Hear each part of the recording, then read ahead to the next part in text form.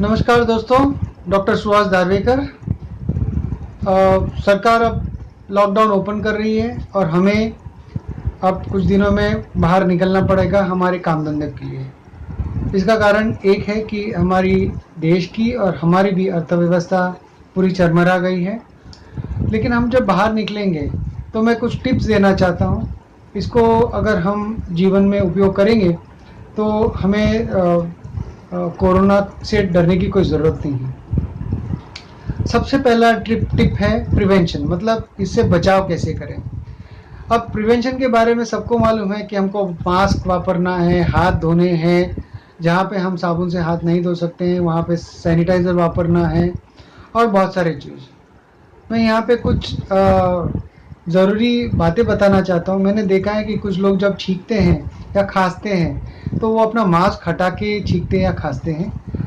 मेरा सबसे विनती है कि ऐसा ना करें। छींकना है और खांसना है तो आपको आपके मास्क के अंदर ही खांसना है, तभी ये बीमारी हम दूसरे तक नहीं पहुंचा सकते हैं।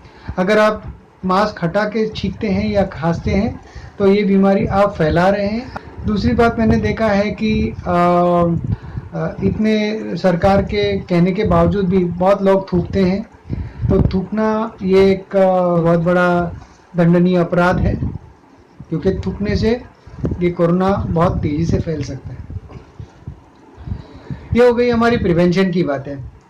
लेकिन समझो हम भीड़ भाड़ वाले इलाकों में जाते हैं और कहीं ना कहीं से हमारे शरीर पे कोरोना आ जाता है, तो हम इससे कोरोना से कैसे लड़ सकते हैं ये भी बहुत जानना ज़रूरी है।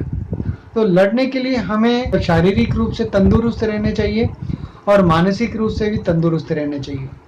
मानसिक तंदुरुस्त रहना मतलब हमें पॉजिटिव सोचना है, हमें इसे डर नहीं जाना है और हमेशा हंसते खेलते रहना है और लोगों को भी हंसाना है।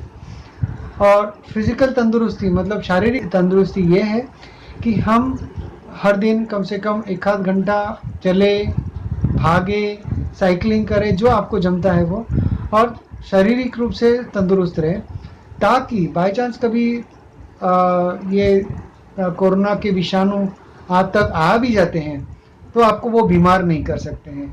आपकी शरीर बहुत अच्छी तरह से उनसे लड़ लेगी और आप बिल्कुल तंदुरुस्त ही रहेंगे, आपको कोई बीमारी नहीं होगी। ये 2 टिप्स अगर आप जीवन में अमल कर लेंगे, प्रिवेंशन के बारे में और तंदुरुस्ती के बारे में, तो हमारा ये कोरोना कुछ बिगाड़ नहीं सकता है।